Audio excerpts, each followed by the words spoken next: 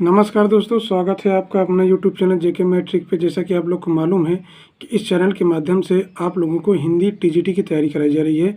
आप लोगों को मैं बता दूं कि संस्कृत साहित्य के जो मतलब कि सिलेबस के अनुसार जो कवि थे उनको मैं ख़त्म कर दिया हूं। आप लोग नहीं देखें तो जाके आप हमारे प्लेलिस्ट में वीडियो को देख सकते हैं। आइए आज एक नया टॉपिक शुरू करेंगे जो बहुत ही टीजीटी के लिए बहुत ही इम्पोर्टेंट है, और आपका आदिकाल, भक्तिकाल, रीतिकाल और आधुनिक काल के बारे में हम लोग चर्चा करते हैं। तो सबसे पहले आज हम लोग चर्चा करेंगे आदिकाल के बारे में। तो आदिकाल के में क्या है कि थोड़ा सा लंबा सिलेबस है, लेकिन यह है कि मैंने अपना खुद का नोट्स बनाया हूँ और इस नोट्स के माध्यम से आप लोगों को मैं पूरा डिटेल में चर्चा करने जा रहा हूँ। तो चलिए ठीक है दोस्तों, देर न करते हुए आते हैं अपने टॉपिक पे। और आज की कहानी ये है कि जो आदिकाल में जो हिंदी साहित्य इतिहास लेखन की पद्धतियाँ, आदिकाल में हमें यह पढ़ना है कि हिंदी साहित्य के इतिहास लेखन की पद्धति, मतलब कि साहित्य में जो इतिहास लिखा जाता है उनकी पद्धतियाँ क्या हैं। पहला पद्धति है कि वर्णानुक्रम पद्धति। इस पद्धति में हिंदी या अंग्रेजी के वर्णों का प्रयोग किया जाता है तथा एक ही वर्ण से पढ़ने वाले कवियों को एक साथ रखा जाता है। मतलब ये हुआ कि एक ही वर्ण से, जैसे मान लो कोई का एक वर्ण है तो का से, जैसे कालिदास हो गए, केदारनाथ हो गए, अग्रवाल हो गए, केदारनाथ सिंह, तो इन्हीं क्रम में रखा जाता था। ये वर्णानुक्रम पद्धति कहलाती है। और ध्यान दीजिएगा, जो वर्णानुक्रम पद्धति है, इस पद्धति का प्रयोग गारसा द तासी एवं शिव सिंह सेंगर ने अपने इतिहास ग्रंथ में किया है। मतलब जो वर्णाक्रम जो पद्धति है, एक आपके गारसा द तासी एवं शिव सिंह सेंगर ने अपने इतिहास ग्रंथ में किया है। अब है क्या कि जो कालानुक्रम पद्धति, काल के देखिए, एक तो हमने बताया कि वर्णानुक्रम पद्धति, एक कालानुक्रम पद्धति। वर्णानुक्रम पद्धति में क्या होता है कि जो मतलब कि जो कवि हुआ करते थे उनके वर्ण के अनुसार रखा जाता था, कबीरदास, केदारनाथ, अग्रवाल, केदारनाथ सिंह। अब क्या है कालानुक्रम पद्धति, ये पद्धति अलग है, इसमें काल के अनुसार रखा जाता है। देखिए लिखा है काल के अनुसार रखने की पद्धति, समय के अनुसार कवियों आदि को रखने की पद्धति। इस पद्धति में कवियों और रचनाओं को उनके समय के अनुसार रखा जाता था। मतलब ये हुआ कि उसमें मतलब कि वर्ण के अनुसार रखा जाता था। इसमें क्या रहा, कवियों आदि को रखने की पद्धति। इस पद्धति में कवियों एवं रचनाओं को उनके समय के अनुसार रखा जाता है। जॉर्ज ग्रियर्सन एवं मिस्र बंधुओं ने इस पद्धति का प्रयोग किया है। ध्यान दीजिए, बहुत इंपॉर्टेंट है कि जॉर्ज ग्रियर्सन ने कालानुक्रम पद्धति का प्रयोग किया है और मिस्र बंधुओं ने। लेकिन अगर आपसे पूछे कि वर्णानुक्रम पद्धति में का यूज मतलब कि प्रयोग किसने किया है, तो गारसा द तासी और शिव सिंह सेंगर ने प्रयोग किया है। आइए इनके दोष जान लेते हैं। दोष क्या है? दोष में यह है कि इसमें एक ही समय में लिखने वाले लोग अपनी विचारधारा के अनुसार अलग अलग स्थानों पर वर्णित है। मतलब ये हुआ कि इसमें एक ही समय जब लिखा गया तो भाई, जब एक ही समय लिखा गया तो लोगों जो कवि हुआ करते थे उनके विचार अलग अलग थे।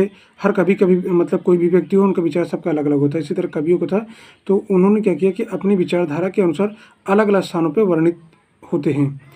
अब वैज्ञानिक पद्धति देखिए, अभी हमने आपको बताया कौन सी पद्धति, वर्णानुक्रम पद्धति बताया, कालानुक्रम पद्धति बताया। अब अगली पद्धति है वैज्ञानिक पद्धति, इनके बारे में जानते हैं। इस पद्धति में इतिहासकार स्वयं को तटस्थ रखते हुए प्रथम तथ्यों का संकलन करता है और तत्पश्चात उन तथ्यों को क्रमबद्ध एवं रूप में वर्णित करता है। आचार्य हजारी प्रसाद जी ने तथा रामधारी सिंह दिनकर जी ने संस्कृत के 4 अध्याय इसी पद्धति पर लिखा हुआ। अगर आपसे पूछे कि संस्कृत के 4 अध्याय किसकी रचना है, तो रामधारी सिंह जिनकर की है। और रामधारी सिंह जिनकर ने वैज्ञानिक पद्धति पर ही संस्कृत के 4 अध्याय की वर्णन किया है, जो है लिखा हुआ है। अब इनके दोष क्या हैं? दोष उसमें यह है कि इतिहासकार स्वयं को तटस्थ रख पाना एक बड़ी चुनौती। मतलब कि इतिहासकार जो जितनी भी रचनाएं होती हैं उनको करीब ले आने में, या उनको मतलब कि ले आने में एक असमर्थ है, या तटस्थ रख पाना, मतलब तटस्थ मतलब करीब रख पाना मुश्किल है। अगला आपका है विधेयवादी पद्धति। इसमें क्या होता है, यह इतिहास लेखन की एक महत्वपूर्ण पद्धति मानी जाती है। जो विधेयवादी पद्धति है इतिहास लेखन की महत्वपूर्ण पद्धति मानी जाती है और इसके जन्मदाता 3 माने जाते हैं। ध्यान दीजिएगा, सबके जन्मदाता याद कर लीजिएगा। मैं आपको बताते आ रहा हूँ कि विधेयवादी पद्धति के जो जन्मदाता हैं कौन है, 3 हैं। और ये जो इतिहास लेखन में एक महत्वपूर्ण पद्धति मानी जाती है। इस पद्धति में जाति परंपराओं एवं युगीन परिस्थितियों को विशेष महत्व दिया जाता है। इस पद्धति में जाति परंपराओं एवं युगीन परिस्थितियों को विशेष महत्व दिया जाता है। आचार्य रामचंद्र शुक्ल जी ने अपना इतिहास ग्रंथ इसी पद्धति पर लिखा है। ध्यान दीजिए, अगर कई बार पूछता है, क्वेश्चन पूछ लेता है कि आचार्य रामचंद्र शुक्ल जी ने अपना इतिहास किस ग्रंथ पर लिखा है, तब बताएंगे विधेयवादी पद्धति पे आचार्य रामचंद्र शुक्ल ने अपनी इतिहास ग्रंथ की रचना की है। आगे है, प्रत्येक देश का साहित्य वहाँ की जनता की चित्तवृत्ति का संचित प्रतिबिंब होता है। मतलब कि प्रत्येक देश का, हर देश का अपना एक साहित्य, वहाँ की जो जनता होती है, जनता की रहन सहन, वहाँ का वातावरण, वहाँ की चित्तवृत्ति या प्रतिबिंब होता है। आदि से अंत तक इन्हीं चित्तवृत्तियों की परंपराओं को परखते हुए साहित्य परंपरा के साथ उनका सामंजस्य बिठाना ही साहित्य का इतिहास है। ये किसने कहा है? आचार्य रामचंद्र शुक्ल जी ने कहा है। बहुत इंपॉर्टेंट, इस पॉइंट को ध्यान दीजिएगा। आइए आगे चलते हैं। हिंदी साहित्य इतिहास लेखन की परंपरा पढ़ते हैं। हिंदी साहित्य जहाँ से लिखा जाना प्रारंभ हो करके आज चल रहा है, उसे हिंदी साहित्य इतिहास लेखन की परंपरा कहते हैं। ध्यान दीजिए कि जो हिंदी साहित्य है, हिंदी साहित्य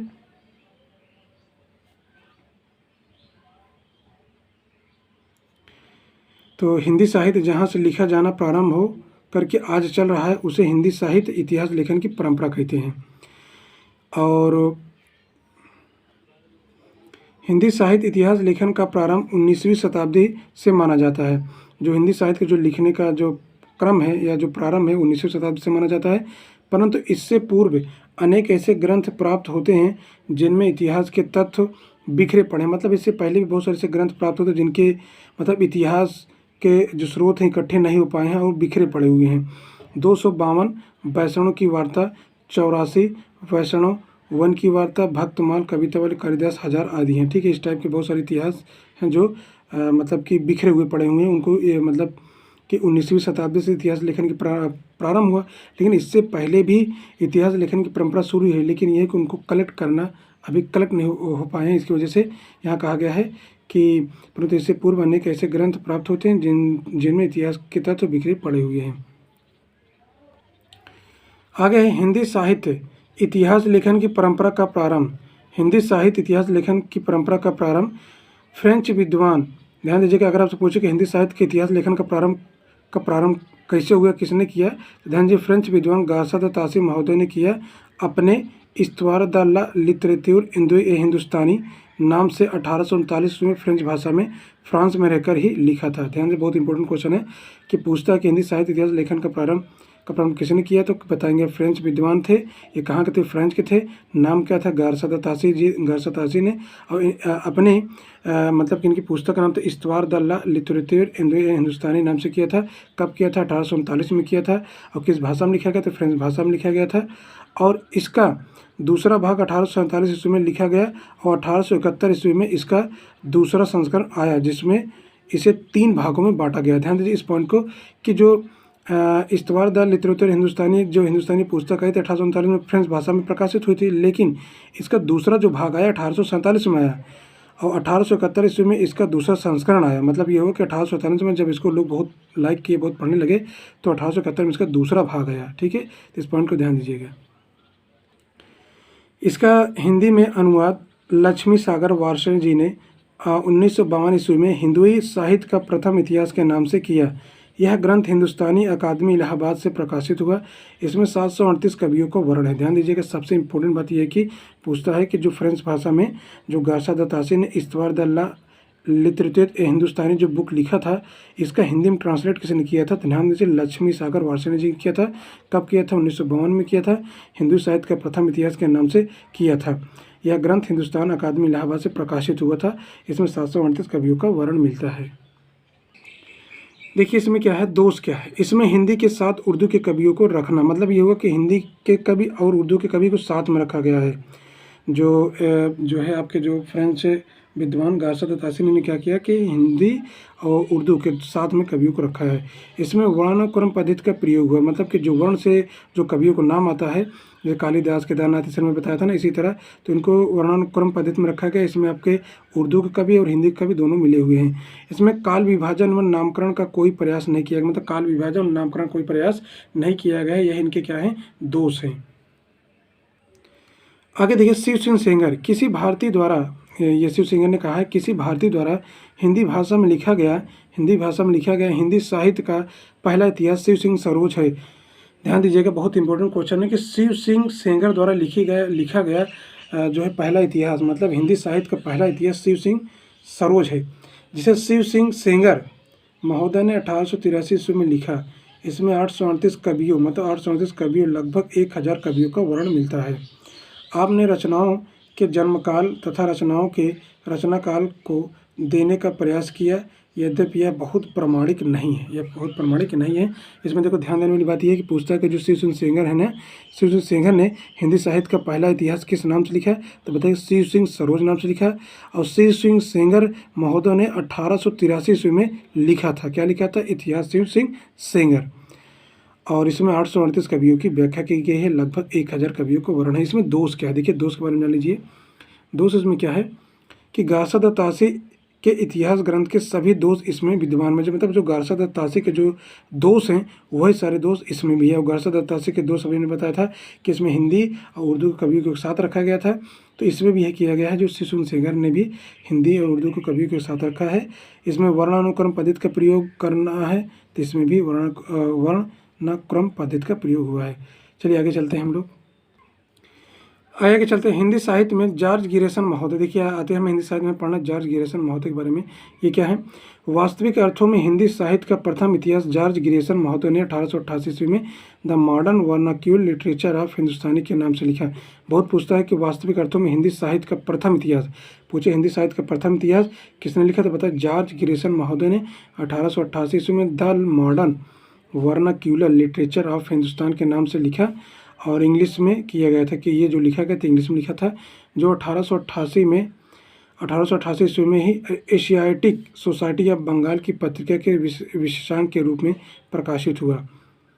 और मतलब ये हो कि 1888 में क्या हुआ था? एशियाटिक सोसाइटी ऑफ बंगाल की पत्रिका के विशेषांक के रूप में प्रकाशित हुआ। क्या प्रकाशित हुआ? The modern vernacular literature of Hindustani के नाम से लिखा गया था जो पुस्तक। आगे चलते हैं हम लोग। काल विभाजन व नामकरण आए थे हम लोग। काल विभाजन और नामकरण का सर्वप्रथम प्रयास गिरिसन महोदय ने किया है। ध्यान दीजिए, काल विभाजन एवं नामकरण का सर्वप्रथम प्रयास किसने किया है? गिरिसन महोदय ने किया है। इन्होंने संपूर्ण साहित्य के इतिहास को 11 भागों में बांटा है। ध्यान दीजिए, बहुत इंपॉर्टेंट चीज़ है कि इन्होंने संपूर्ण साहित्य के इतिहास को 11 भागों में बांटा है। उन्हें अलग अलग नाम दिया है। देखिए, चारण काल, धार्मिक काव्य, 15वीं सदी का धार्मिक पुनर्जागरण, जायसी की प्रेम कविता, कृष्ण काव्य, मुगल दरबार, तुलसी काव्य, तुलसी के पारवर्ती कवि, 18वीं शताब्दी का काव्य, कंपनी के शासन में हिंदुस्तान, विक्टोरिया के शासन में हिंदुस्तान।